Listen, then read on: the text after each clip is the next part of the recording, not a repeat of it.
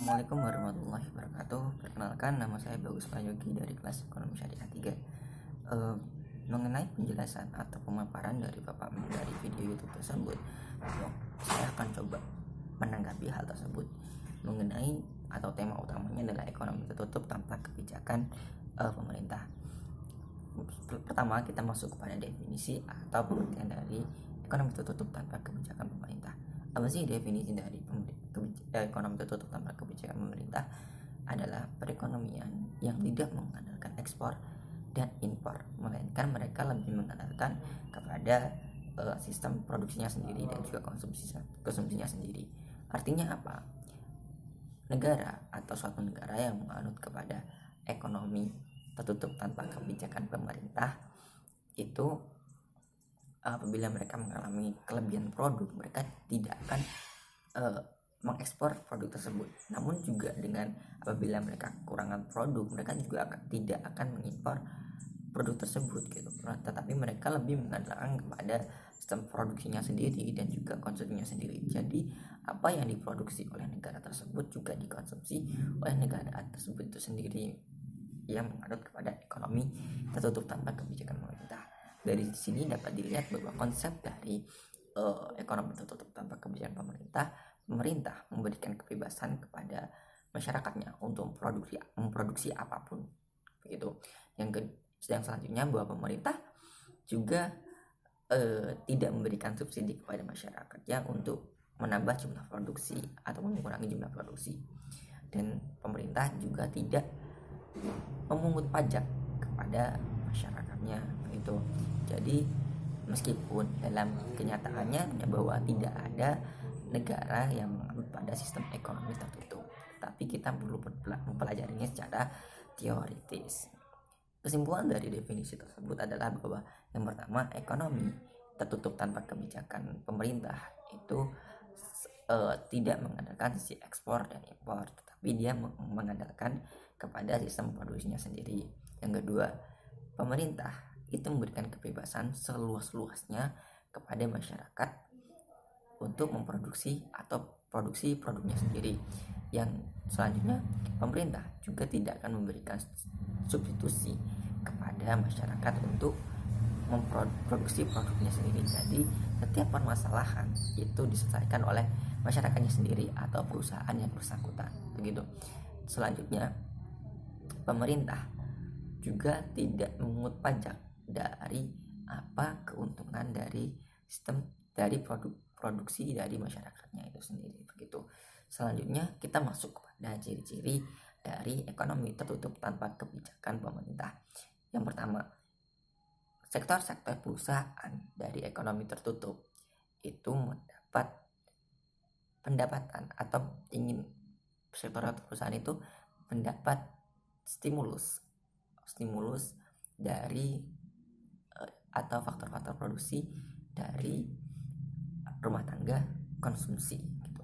Jadi saat mereka membutuhkan faktor-faktor produksi dari rumah tangga konsumsi lah mereka mendapatkannya, seperti barang dan jasa, terus investasi atau modal itu dari rumah tangga konsumsi ataupun berupa lahan atau tanah gitu.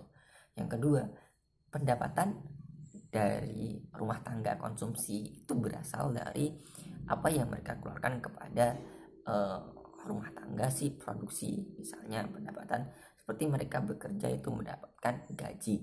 Kalau mereka investasi, mereka mendapatkan imbal hasil atau returns. Dan juga mereka mendapatkan pendapatan apabila mereka menjual tanah atau memberikan lahan kepada si perusahaan untuk mengembangkan perusahaannya itu sendiri begitu. Selanjutnya kita masuk kepada rumus keseimbangan ekonomi tertutup tanpa kebijakan pemerintah. Keseimbangan rumusnya adalah Y sama dengan C ditambah I. Y sebagai pendapatan, C sebagai konsumsi, dan I sebagai investasi. Apabila kita mencari pendapatan dari suatu negara ekonomi tertutup tanpa kebijakan pemerintah, kita dapat melihat bahwa konsumsi, berapa sih konsumsi yang mereka keluarkan untuk mengkonsumsi suatu barang dan jasa, ditambah dengan investasi yang mereka keluarkan untuk mencari imbal hasil atau return atau sebuah keuntungan dari suatu perusahaan atau benefit untuk kehidupannya sendiri yang ada di masa depan yang nantinya begitu. Selanjutnya masuk kepada fungsi konsumsi dan tabungan. Fungsi konsumsi dan tabungan itu sama dengan C sama dengan A kecil ditambah B kecil dikali Y besar. Dengan keterangan bahwa C itu besarnya keluaran konsumsi rumah tangga, yang A kecil itu sama dengan besarnya konsumsi yang tidak tergantung pada jumlah pendapatan.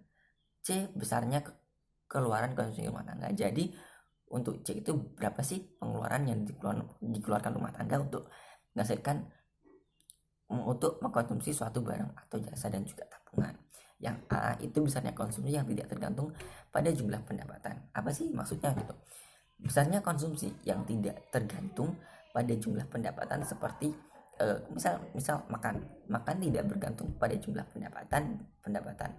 Apabila pendapatan kita kecil maupun pendapatan kita besar, makan sebagai prioritas utama. Nah, itu sebagai besarnya konsumsi yang tidak tergantung pada jumlah pendapatan. Begitu. Yang selanjutnya itu B kecil atau hasrat marginal masyarakat untuk melakukan konsumsi. Hasrat atau keinginan itu harus dibarengi dengan pendapatan selain dari pendapatan primer tersebut begitu. Ini dibarengi dengan Y besar sebagai pendapatan yang siap digunakan untuk konsumsi, berbeda dengan si primer tersebut. Atau secara sederhananya dapat kita jelaskan bahwa untuk mencari besarnya keluaran konsumsi dari rumah tangga itu dapat bahwa A diandaikan A kecil sebagai kebutuhan pokok atau kebutuhan primer ditambah dengan B sebagai kebutuhan sekunder dikali dengan kebutuhan tersier itu sendiri yang Y besar begitu.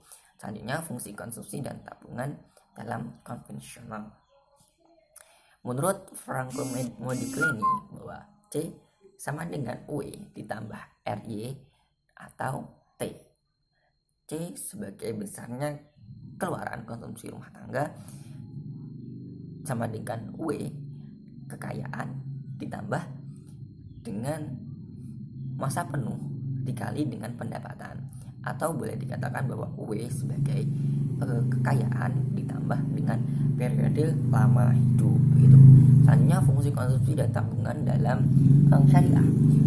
Fungsi konsumsi dan tabungan dalam konsumsi syariah itu sesuai dengan apa yang diprinsipkan dalam syariah yang diatur kepada dalam syariat agama Islam sesuai dengan pedomannya. Jadi apa yang dilakukan tidak melenceng dari syariat atau prinsip-prinsip dasar Islam itu sendiri.